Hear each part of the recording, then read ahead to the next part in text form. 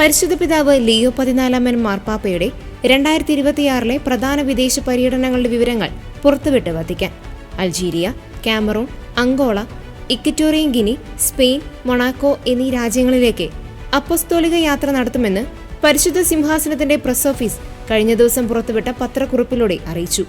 ഈ വർഷത്തെ അപ്പസ്തോലിക യാത്രകളിൽ ഏറ്റവും ആദ്യത്തേത് മൊണാക്കോ രാജ്യത്തേക്കുള്ള ഒരു ദിവസം മാത്രം നീണ്ടു നിൽക്കുന്നതായിരിക്കും.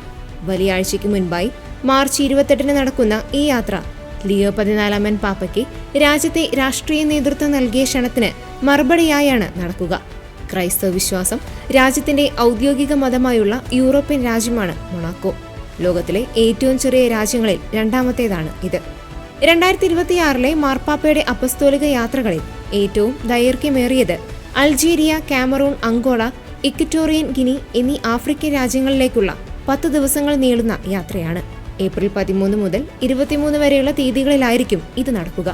അൾജീരിയയിലെ അൾജീരി, അന്നാബ എന്നിവിടങ്ങളിലും, കാമറൂണിൽ യൗണ്ടെ, ബമേണ്ട, ദുവാല എന്നിവിടങ്ങളിലും, അങ്കോളയിൽ ലുവാണ്ട, മുക്സിമ, സൗരിമോ എന്നിവിടങ്ങളിലും, ഇക്വറ്റോറിയൽ ഗിനിയിൽ മലാബോ, മൊക്കോമോ, ബാത്ത എന്നിവിടങ്ങളിലുമാകും പരിശുദ്ധ പിതാവ് സന്ദർശിക്കുക.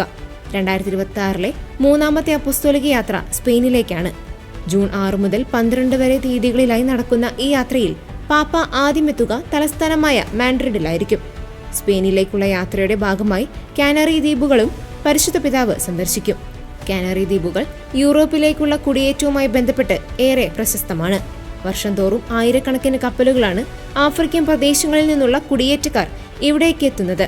ഫ്രാൻസിസ് പാപ്പയുടെ ആഗ്രഹ പൂർത്തീകരണം കൂടിയാകുന്ന ഈ സന്ദർശനത്തിൽ തെനേറിഫ്, ഗ്രാൻഡ് കാനറി എന്നിവിടങ്ങളിൽ പാപ്പ എത്തും.